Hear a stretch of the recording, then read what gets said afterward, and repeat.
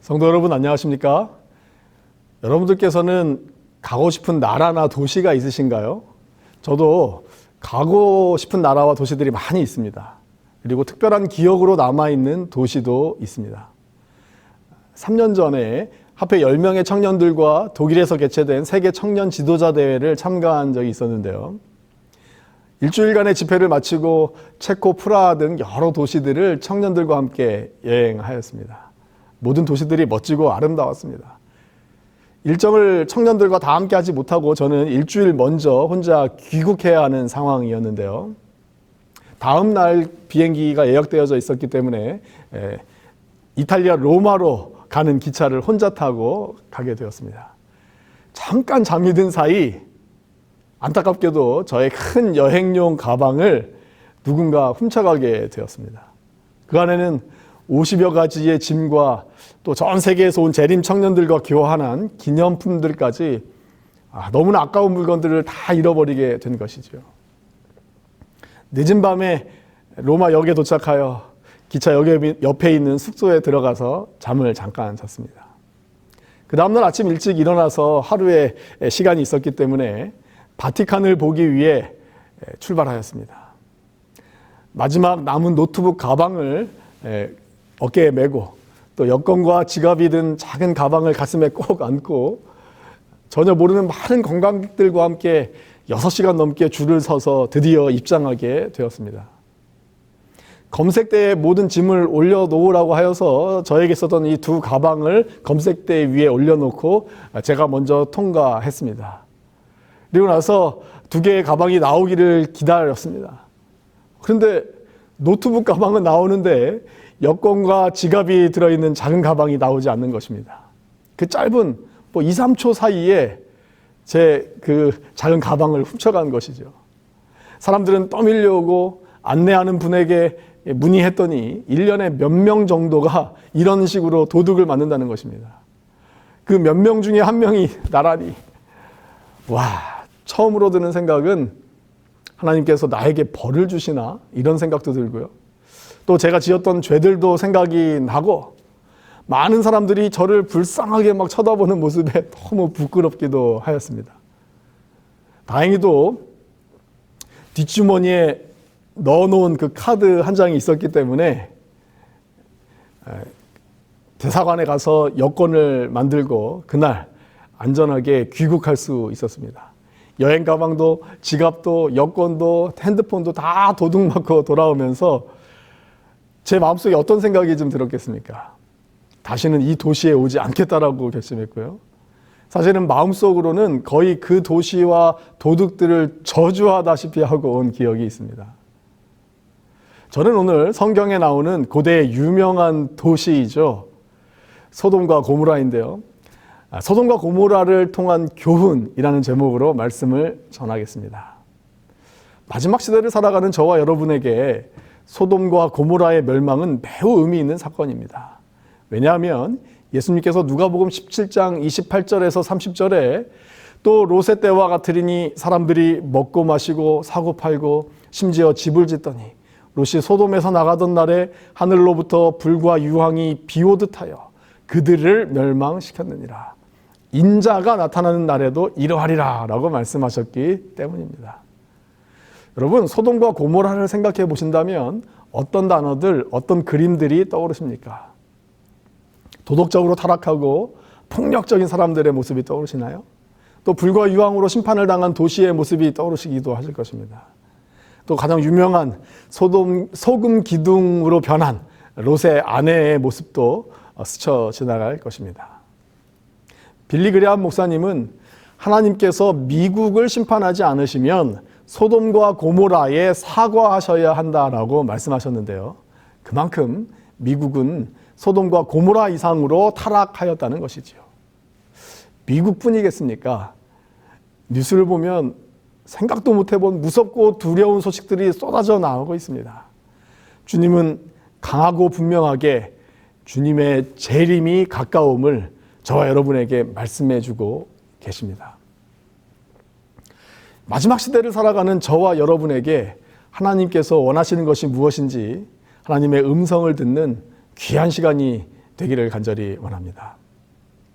소돔과 고모라의 멸망으로부터 롯과 두 딸은 구원받게 되었으나 롯의 아내는 소금 기둥으로 변하여 죽게 되었고 다른 자녀들과 사위들도 소돔의 멸망과 함께 잃게 되었습니다. 롯의 입장에서는 매우 비극적인 사건입니다.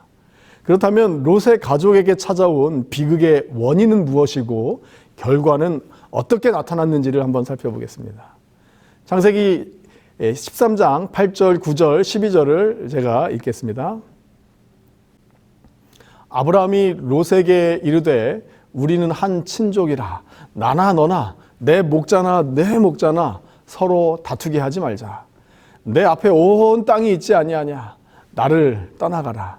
내가 좌하면 나는 우하고 내가 우하면 나는 좌하리라. 아브라함은 가나안 땅에 거주하였고 롯은 그 지역의 도시들에 머무르며 그 장막을 옮겨 소돔까지 이르렀더라. 롯의 가족에게 닥친 비극의 원인은 소돔까지 이르렀더라는 말씀에서 찾을 수 있습니다. 소돔과 고모라는 매우 풍족한 도시였습니다. 여호와의 동산 같았던 소돔은 고대 도시들 중에서도 가장 아름다웠으며 평야에 세워져 있었습니다. 열대 과일도 풍성하고 사람들은 1년 내내 축제를 할 만큼 풍요로운 도시였습니다. 하나님의 도심으로만 살 수 있는 광야를 떠나 이 도시로 조금씩 이동하다가 최종 목적지이자 정착지로 롯과 그 가족들은 소돔을 선택한 것입니다. 부조화 선지자 133페이지에서는 세속적 이익에 대한 환상에 현혹되어 롯은 그곳에서 당하게 될 도덕적, 영적 불행을 간과하였다. 그 장막을 옮겨 소돔까지 이르렀다라고 말씀하십니다. 사랑하는 성도 여러분, 우리가 사는 곳이 저와 여러분의 최종 목적지가 되지 않기를 바랍니다. 우리는 주님이 예비하신 새하늘과 새 땅에서 영원히 살 사람들입니다. 내가 정착한 곳이 도시이든 시골이든 영원히 머물 것처럼 살고 있지는 않으신지요. 롯의 가족에게 소돔은 너무나 익숙한 곳이 되었고 모든 가족들의 마음을 소돔 안에 두었던 것입니다. 여러분은 어디를 향해 가고 계십니까? 어디에 머무는 것에 익숙해지셨습니까? 아침에 일어나서 저녁에 잠들 때까지 가장 많이 생각하는 것은 무엇입니까? 선지자의 권면대로 세속적 이익에 대한 환상과 그것들을 채우기 위하여 끊임없이 노력한다면 저와 여러분 또한 소돔이라는 최종 목적지에 살고 있는 것임을 기억하시게 되길 바랍니다. 어떤 의미에서 우리가 중독되어 있고 좋아하는 습관들 중에서도 그곳이 소돔이 될 수 있을 것입니다. 소돔에 이르러 정착했던 롯과 그 가족의 비극은 자녀들의 멸망으로 나타났습니다. 롯은 딸들과 사위에게 성에서 나가야 한다는 소식을 급하게 전했습니다. 근데 그들의 반응에 대하여 부조화 선지자 160페이지에서는 이렇게 말하고 있죠. 그러나 그들에게는 롯이 농담하는 사람처럼 생각되었다. 그의 딸들은 그들의 남편들의 감화를 받았다. 그들은 막대한 재산을 소유하였으며 아름다운 소돔이 멸망당하리라는 가능성을 믿을 수 없었다라고 말씀하십니다. 아버지의 말씀에 순종하지 않는 것이죠. 주님의 호소와 경고보다 남편들의 감화 아래 있기를 원하는 모습입니다. 롯과 그의 아내는 소돔까지 이르러 마음을 그곳에 주고 산 결과 자녀들에게 멸망으로 결과가 나타나게 된 것입니다. 또 롯과 그 가족의 비극은 롯의 아내가 소금 기둥으로 변하여 죽게 됨으로 절정을 맞이합니다. 창세기 19장 26절에 롯의 아내는 뒤를 돌아보았으므로 소금 기둥이 되었더라라고 말씀하고 있고, 누가복음 17장 32절에는 롯의 철을 기억하라라고 주님께서는 단도직입적으로 마지막 때의 모습을 말씀하십니다. 거의 구원을 받을 뻔하다가 아깝게 구원받지 못한 자들의 상징이 되어버린 것이죠. 화이트 선지자는 롯의 아내가 뒤를 돌아본 이유에 대하여 다음과 같이 설명하십니다. 그 여자의 몸은 들에 나와 있으면서도 마음은 소돔에 달라붙어 있었으므로 그것과 함께 멸망하였다. 그분의 심판으로 그녀의 재산과 자녀들이 파멸을 당하게 된 까닭에 그 여자는 하나님을 배반하였다. 그렇습니다. 몸은 소돔 밖으로 나왔지만 마음이 소돔에 달라붙어 있었다는 것이죠. 우리는 예배 시간에 예배드리러 하나님 앞에 나오지만 마음이 세상에 있다면 여전히 소돔에 머물러 있는 것과 마찬가지인 것입니다. 우리의 중심을 보시는 주님의 임재 앞에 우리의 마음이, 우리의 생각이, 우리의 소망이, 우리의 희망이, 우리의 꿈이 주님께 있는지 아니면 소돔에 있는지 롯의 아내를 기억하는 시간이 되기를 간절히 바랍니다. 성도 여러분, 소돔과 고모라의 멸망은 롯의 가족에게는 너무 큰 비극처럼 보이지만 성경을 자세히 묵상하다 보면 그 안에는 엄청난 하나님의 자비하심과 사랑하심을 확인할 수 있게 됩니다. 그 첫 번째는 롯과 그 가족을 구원하시기에 급하신 주님의 모습에서 확인할 수 있습니다. 창세기 19장 15절의 말씀에는 동틀 때에 천사가 롯을 재촉하여 이르되, 또 창세기 19장 22절 그리로 속히 도망하라, 내가 거기 이르기까지는 내가 아무 일도 행할 수 없노라 라고 말씀하십니다. 머뭇거리는 롯과 가족들을 성 밖으로 몰아내시는 급한 주님의 모습을 말씀을 통해 확인할 수 있는 것입니다. 플로리다주의 한 해변에서 몇 명의 가족들이 순간적인 파도에 휩쓸려 먼 바다로 떠내려가게 되었습니다. 그때 주위에 있던 사람들이 손에 손을 잡고 떠내려가는 그 가족들을 구하기 위하여 깊은 물속으로 들어가기 시작합니다. 그런데 놀라운 것은 손을 잡은 사람들이 80명이나 되었던 것이죠. 그들이 서로의 손을 얼마나 굳게 잡았을까를 생각해 보았습니다. 내가 놓치면 내 뒤에 있는 사람들의 생명은 어떻게 될지 모르기 때문입니다. 온 힘을 다해 잡았을 것입니다.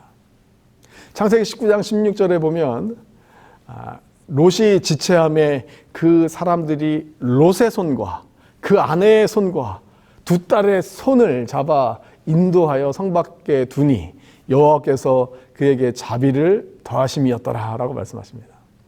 여기에 손을 잡아로 번역된 말씀은 다른 여러 의미들이 있지만 강화하는 것, 튼튼하게 하는 것, 꽉 잡다라고 하는 그런 뜻으로 사용되어 있습니다. 롯의 가족을 구원하기 위하여 꽉 잡고 성 밖 안전한 곳으로 인도하여 내시는 주님의 사랑이 느껴지십니까? 저와 여러분을 구원하시기 위한 하나님의 사랑과 자비하심인 것이죠. 기억하십시오. 주님은 주의 백성들을 끝까지 사랑하시는 분이십니다. 소돔과 고모라는 멸망당할지라도 주님은 실수하지 않으시고 주의 백성을 찾아내어 구원하시는 모습 속에서 하나님의 자비하심과 긍휼하심에 감사하시는 저와 여러분 되기를 바랍니다. 두 번째로 소돔과 고모라의 멸망 속에서도 발견할 수 있는 하나님의 사랑과 자비하심은 아브라함을 생각하사라는 말씀에서 확인할 수가 있습니다. 창세기 19장 29절에 있는 말씀을 좀 제가 읽겠습니다. 하나님이 그 지역의 성을 멸하실 때, 곧 롯이 거주하는 성을 엎으실 때에 하나님이 아브라함을 생각하사 롯을 그 엎으시는 중에서 내보내셨더라. 놀라운 말씀이 기록되어 있습니다. 아브라함을 생각하셔서 소돔과 고모라를 그 엎으시는 중에서도 롯의 가족들의 생명을 건져 주셨다는 것이죠. 사실 주님께서는 소돔과 고모라로 가시기 전에 두 명의 천사와 함께 아브라함을 찾아가셨습니다. 그리고 아브라함을 축복하시고 수많은 사람 중에 아브라함을 택하신 이유에 대하여도 말씀해 주셨습니다. 창세기 18장 18절 19절 제가 읽겠습니다. 아브라함은 강대한 나라가 되고 천하 만민은 그로 말미암아 복을 받게 될 것이 아니냐. 내가 그로 그 자식과 건속에게 명하여 여호와의 도를 지켜 의와 공도를 행하게 하려고 그를 택하였나니 이는 나 여호와가 아브라함에게 대하여 말한 일을 이루려 함이니라. 아브라함을 선택하신 이유가 무엇입니까? 가족에게 여호와의 도를 지켜 의와 공도를 행하게 하려고 택하였다라고 말씀하고 계십니다. 주님께서는 이 말씀을 아브라함에게 하시자마자 곧 이어서 소돔과 고모라에 대한 이야기를 꺼내십니다. 20절입니다. 창세기 18장 20절 21절입니다. 여호와께서 또 이르시되 소돔과 고모라에 대한 부르짖음이 크고 그 죄악이 심히 무거우니 내가 이제 내려가서 그 모든 행한 것이 과연 내게 들린 부르짖음과 같은지 그렇지 않은지 내가 보고 알려 하노라. 주님은 두 명의 천사를 소돔으로 먼저 보내시고 아브라함과 단둘이 남으십니다. 모든 것을 아시는 주님께서 소돔에 대한 진상조사가 필요할까요? 그러나 소돔과 고모라를 통한 교훈은 악인들이 멸망당하는 이야기만이 전부가 아닙니다. 하나님께서 구원을 위하여 일하시는 방법을 우리에게 알려주고 계시는 것이지요. 하나님께서는 왜 아브라함을 찾아가셨을까요? 하나님께서는 아브라함을 만나시지 않고는 심판을 집행하지 못하실 것처럼 보이기도 합니다.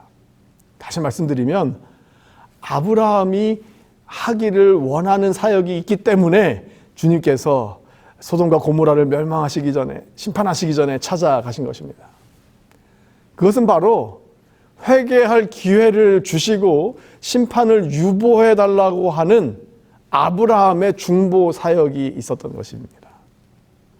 저는 부끄럽게도 이탈리아와 로마 또 바티칸에서 저의 물건들을 도둑맞았다고 마음속으로 그 나라를 저주하고 다시는 오지 않겠다고 다짐하며 돌아왔는데요. 말씀을 준비하면서 개인적으로 회개하는 시간을 가졌습니다. 내가 바쁘고 내 삶에 신경 써야 하는 부분이 많기 때문에 다른 사람들의 구원에 무관심할 때가 얼마나 많았는지를 주님께서 저와 여러분에게 말씀하고 계시는 것이죠. 주님의 그 소돔에 관련된 그 심판에 관련된 소식을 들었을 때 아브라함은 즉시 주님 노하지 마옵소서. 아직도 소돔과 고모라에 회개의 여지가 있지 않습니까? 악한 성 소돔을 위하여 지금 탄원하고 있는 것입니다. 창세기 18장 23절부터 보시면 아브라함이 가까이 나아가 이르되 주께서 의인을 악인과 함께 멸하려 하시나이까. 그 성 중에 의인 50명이 있을지라도 주께서 그곳을 멸하시고 그 50의인을 위하여 용서하지 아니하시리이까. 주께서 이같이 하사 의인을 악인과 함께 죽이심은 부당하오며 의인과 악인을 같이 하심도 부당하니이다. 세상을 심판하시는 이가 정의를 행하실 것이 아니니까. 주님과 단둘이 있었음에도 아브라함은 간절한 마음으로 한 걸음씩 한 걸음씩 더 주님 앞으로 나아갑니다. 주님, 악인과 의인을 같이 심판하시는 것은 정의로운 일이 아닙니다라고 호소하고 있는 것이죠. 매우 대담하지만 주님께서 기뻐하셨으리라 믿습니다.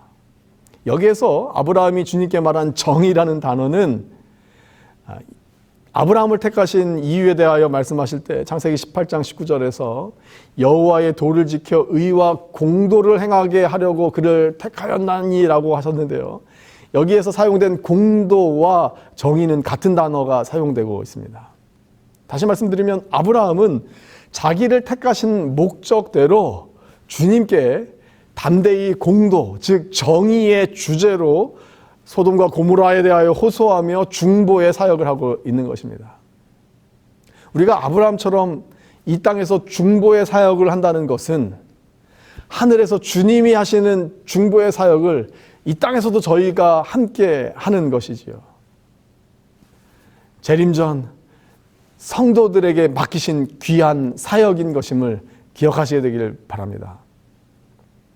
아브라함은 창세기 18장에서 노하지 마옵소서 감히 이번만 더 하면서 50명, 45명, 40명, 30명, 20명, 최종적으로는 10명까지 소돔과 고모라의 회개를 위하여 포기하지 않고 주님께 중보하고 있습니다.